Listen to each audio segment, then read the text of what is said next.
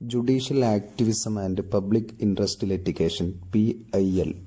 Judicial ആക്ടിവിസവും പൊതു താൽപര്യ വ്യവഹാരവുമാണ് നമുക്കിനി പറയാനുള്ളത്. കോടതികൾ നിയമങ്ങളുടെ ന്യായമായ വ്യാഖ്യാനങ്ങളിൽ മാത്രം ഒതുങ്ങാതെ വിശാലമായ സാമൂഹിക ഇടപെടൽ കൂടി സൃഷ്ടിക്കുന്നതാണ് ജുഡീഷ്യൽ ആക്ടിവിസം എന്ന് പറയുന്നത്.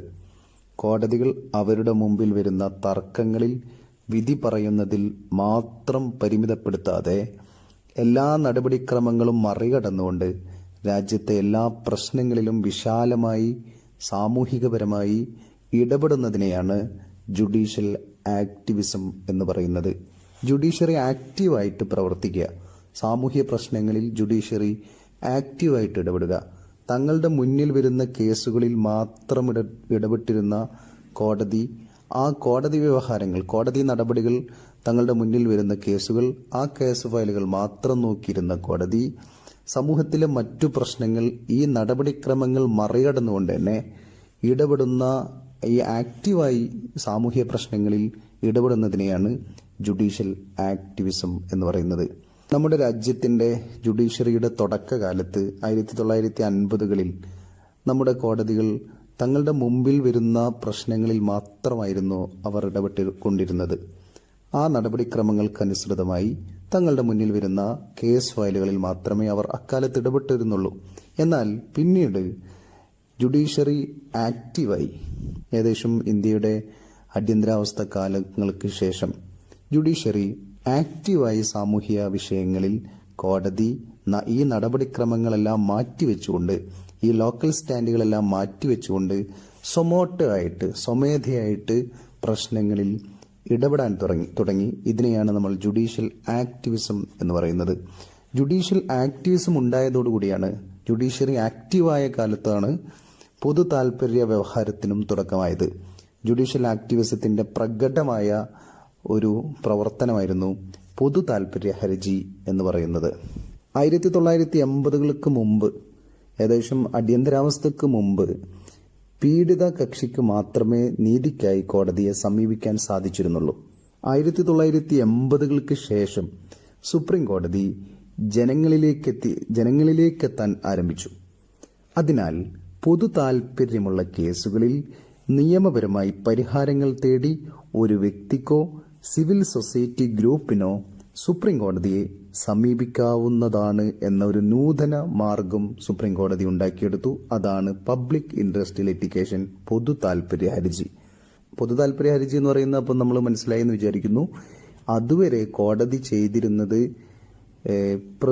പീഡിപ്പിക്കപ്പെട്ട പീഡിതമായ കക്ഷിക്ക്, പീഡിതനാണെന്ന് തോന്നുന്ന കക്ഷിക്ക് തങ്ങളുടെ പ്രശ്നങ്ങൾ നീതി ലഭിക്കുന്നതിന് വേണ്ടി കോടതിയെ സമീപിക്കുന്ന പരിപാടിയായിരുന്നു.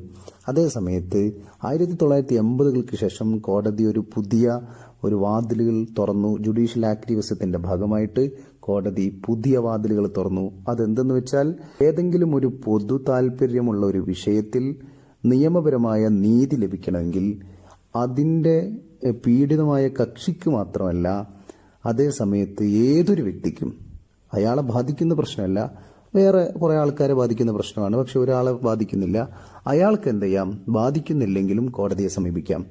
ഏതൊരു സാമൂഹിക പ്രശ്നത്തിലും, പൊതു താല്പര്യമുള്ള പ്രശ്നത്തിലും കോടതിയെ സമീപിക്കാനും അങ്ങനെ കോടതിയിൽ നിന്ന് നീതി നേടിയെടുക്കാനും കഴിയുന്ന ഒരു അവസ്ഥയാണ് പൊതു താല്പര്യ ഹർജി എന്ന് പറയുന്നത്. ഉദാഹരണത്തിന്, ഇപ്പൊ ഞാനിങ്ങനെ ഒരു സ്ഥലത്തിലൂടെ പോകുമ്പോഴായിരുന്നു എനിക്ക് മനസ്സിലായത്, അവിടെയുള്ള സാധാരണക്കാരായ മനുഷ്യരെ, ഏറ്റവും സാധാരണക്കാരായ പാവപ്പെട്ട മനുഷ്യരെ ചില ആളുകൾ സ്ഥലം മാറ്റുന്നു, അല്ലെങ്കിൽ അവരെ അടിച്ചമർത്തുന്നു, അല്ലെങ്കിൽ അവരുടെ ജീവിതോപാധികൾ നഷ്ടപ്പെടുത്തി പുതിയ ഒരു ഫാക്ടറിയോ എന്തെങ്കിലുമൊക്കെ വരുന്നു എന്ന് എനിക്ക് തോന്നുന്നു. അപ്പോൾ സ്വാഭാവികമായിട്ട് എനിക്ക് മനസ്സിലായി, ഇവിടെയുള്ള മനുഷ്യർക്ക് നീതി ലഭിക്കാൻ യാതൊരു സാഹചര്യവുമില്ല. അതുകൊണ്ട് അവർക്ക് വേണ്ടി എനിക്ക് എന്ത് ചെയ്യാം, കോടതിയിൽ പോകാം. അവർക്ക് വേണ്ടി എനിക്ക് കോടതിയിൽ പോകാം. അവരുടെ ജീവിതോപാധികൾ സംരക്ഷിക്കുന്നതിന് എന്നെ ബാധിക്കുന്ന പ്രശ്നമല്ല, പക്ഷെ അത് പൊതു താല്പര്യമുള്ളൊരു പ്രശ്നമാണെന്ന് എനിക്ക് ബോധ്യമാവുകയും എനിക്ക് കോടതിയെ സമീപിക്കാനും സാധിക്കുന്ന ഒരു അവസ്ഥയാണ്. അതിന് ഞാൻ പൊതു താല്പര്യ ഹർജി കൊടുത്താൽ മതി. അങ്ങനെ ഒരു കോടതി വാതിലുകൾ തുറന്നതാണ് ജുഡീഷ്യൽ ആക്ടിവിസത്തിന്റെ ഭാഗമായിട്ട്. അങ്ങനെ ഒരു വാതിൽ തുറന്നു തന്നതിനെയാണ് നമ്മൾ പബ്ലിക് ഇൻട്രസ്റ്റ് ലിറ്റിഗേഷൻ എന്ന് പറയുന്നത്. പൊതു താല്പര്യ ഹർജി പൊതുഭരണത്തിൽ ജുഡീഷ്യറിയുടെ ഇടപെടലിനെ കുറിച്ച് ഒരു പുതിയ മാനം തന്നെ അവതരിപ്പിച്ചു. കോടതികളിൽ നിന്ന് നീതി തേടാൻ കഴിയാത്ത സമൂഹത്തിലെ അവശത അനുഭവിക്കുന്ന വിഭാഗങ്ങളുടെ അവസ്ഥ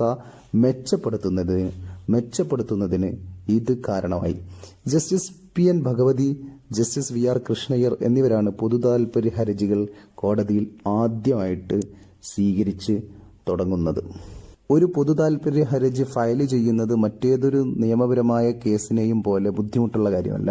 കൂടാതെ കോടതിയെ അഭിസംബോധന ചെയ്യുന്ന കത്തുകളും ടെലിഗ്രാമുകളും പോലും പൊതുതാൽപര്യ ഹർജികൾക്കായി എടുത്ത് കോടതിയിലേക്ക് അയക്കാവുന്ന, അത് കോടതി കേൾക്കാൻ തയ്യാറായിരുന്നു. ജസ്റ്റിസ് VR കൃഷ്ണയ്യരും PN ഭഗവതിയൊക്കെ ജഡ്ജിയാവുന്ന അക്കാലത്ത് കോടതിയിലേക്ക് ഒരു ജയിൽ പുള്ളി തന്റെ പീഡനങ്ങൾ പറഞ്ഞുകൊണ്ട് കത്ത് എഴുതിയത്, ആ കത്തിനെ അടിസ്ഥാനപ്പെടുത്തിയിട്ടാണ് കോടതി ഇടപെട്ടത്. അപ്പോൾ അങ്ങനെ കത്തുകളും ടെലിഗ്രാമുകളും പോലും പൊതു താൽപര്യ ഹർജിയായി എടുത്ത് കോടതി ആ പ്രശ്നങ്ങളെ കേൾക്കുന്ന സന്ദർഭം ഇന്ത്യയിലെ ജുഡീഷ്യറിയിലുണ്ടായി എന്നതാണ് ഇന്ത്യയിലെ ജുഡീഷ്യൽ ആക്ടിവിസത്തിന്റെ ഭാഗമായി പൊതു താൽപര്യ ഹർജി ഉണ്ടായത്.